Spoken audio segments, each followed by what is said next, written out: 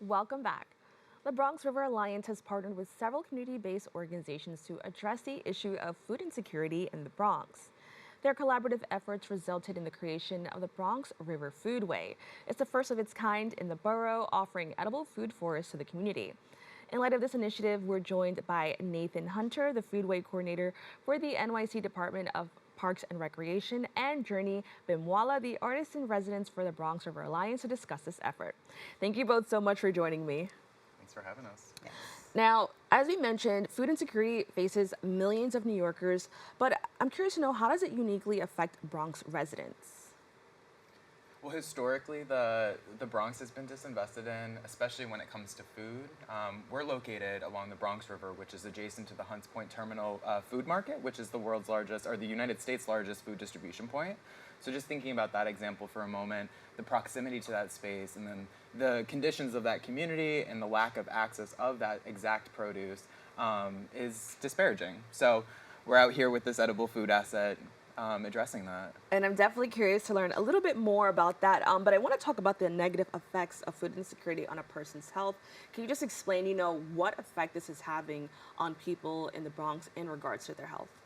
Well, when it comes down to the health, right, our health is built on the food that we can eat, and therefore food that we get to have access to.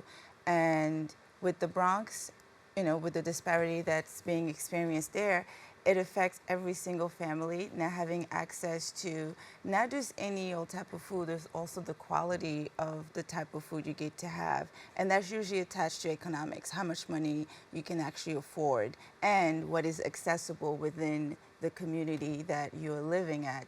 So these are challenges a lot of families face.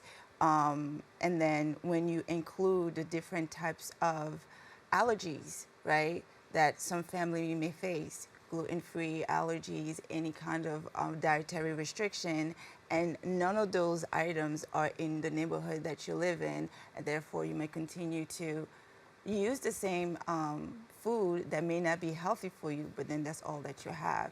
So it becomes generational, and you can see the outcomes of it when you just look at the health of the borough.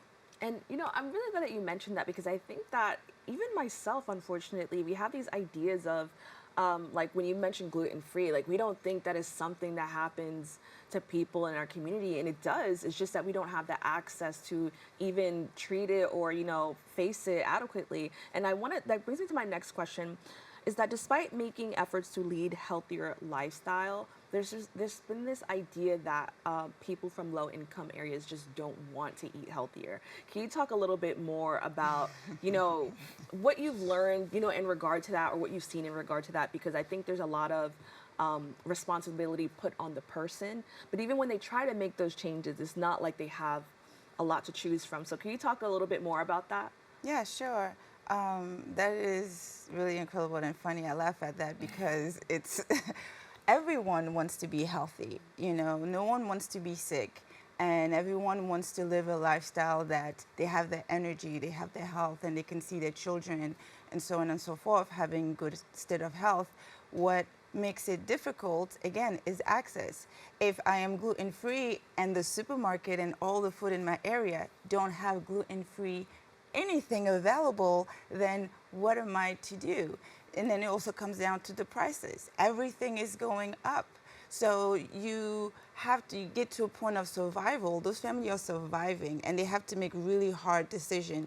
Do I spend this money on an $8 bread when I still have other expenses, right? The rent, Con Ed, all of these things. A lot of your necessities are pit against each other. And regardless of where you may get help from, you can have food stamps. But again, if the spaces in your areas don't have what you need, then you just buy what's there. And not having the proper education is also a problem. Not knowing where and how to bring those other items into the space is something that not everyone knows how to do either.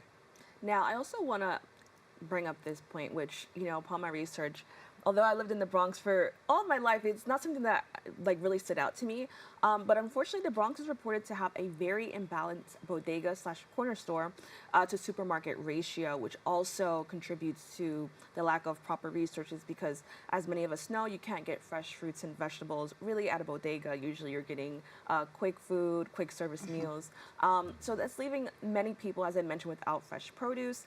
But I understand that there is an effort to assist Bronx sites with this by creating edible forests. Can we first just talk about edible forests and what they are? Yeah, definitely. I mean, I think we both can speak on it, and invite you, Journey, to jump in. Yes. But yeah, I mean, an edible food forest. We all know forests and kind of can picture them in our heads. It's really mimicking and honoring natural forest landscapes. It's an ancient practice. It's how people related to the land and always had source food to subsist. And it's really mimicking this layering approach. So canopy trees and understory trees and herbaceous plants below that and ground cover to cover the ground. Yes. The idea of like nothing is wasted in the forest, nothing is bare. There's always something being inputted or output, like fruit. So it's mimicking those approaches, and for us, it's installing it in an urban setting, in a place where it's needed, and then trying to tie the community to the project and offer decision making without necessarily involving labor. And Yes, can you expand on that? absolutely. Like that idea just take us right back to our foundation. All of our foundation as a human species, right? Nature and humans have always operated as one. Nature provides us with food, medicine, materials for us to build things on. That's why we have everything that we have. And by having a food forest, it's also giving back to the community, and sometimes I think to the Black and Brown community, as in, during slavery era, like that's what we lived off of. That's what sustained us. That's where we got our food. That's where we got our medicine. That's where we did everything with. And by restoring that and bringing it back, it's bringing a sense of freedom, because now you get to go into the park and find items that are edible and medicinal, and you can go ahead and make use of it. You can connect with the land and help to take care of the space and build reciprocity with that. You can connect with the plants of your greats, right, of your grandparents that have used to help heal yourself. You can connect to that history of where every culture within the community where everyone have dealt with the land and some specific plant at some point. So it brings in collaboration, it brings in community where we get to exchange knowledge and also face the challenges and the fears that we all have together when it comes to this space, because it always comes down to, well, is it safe? Is it okay? How much? So there's a relearning, but doing it together and really understanding how valuable that is, because COVID showed us that, right? When everything is shutting down, nature was still accessible. And many of us just didn't know what is right to do and what is not right to do. And this space kind of brings that up, secures that, teaches, and really encourage the community to be a community. And can you talk about the community's response? What has that been like?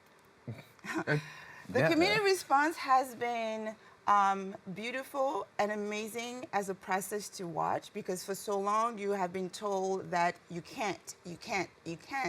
And then all of a sudden, you see us in the park and we're just like, hey, take a piece. So there was a lot of hesitancy in the beginning. Like, is this a trick? Are you saying yes and then turn around and I get fined? Like, people were really hesitant, but the more of our presence in that space, the more we activated the space through programming and just kind of like showing them how to do it, doing tours, getting them to connect with it in a way that is natural to them and not pushy. Little by little, the community started to come, engage with the space, whether we were there or not. We have family that will come in the evening and harvest some plants. We have others that come early in the morning. Everybody kind of have their time and space that they come and interact there. So it's been really beautiful. And now everyone is getting a lot more comfortable and really accepting and saying that, okay, this is real. This is here. It's still here. These people are still doing all this stuff, and I can still connect with the plant and harvest them. So it's been really great. That's amazing. Now, I'd love to learn a little bit more about the Bronx River Foodway. Can you just give us a little bit more background on the organization? Yeah, definitely. So the idea of the Bronx River Foodway is really a coalition project, and so it was birthed from New York City Parks Department, inspired by a project, an art installation called Swale, that was a floating barge that was brought to Concrete Plant Park that mimicked a food forest, that actually had a food forest on top of it. And it was a way to get community members into an edible food forest without it being on public land because there is a prohibition against foraging. And so there's actually a law against it. And so the Foodway is this temporary project, this pilot project to explore how it could exist in public lands.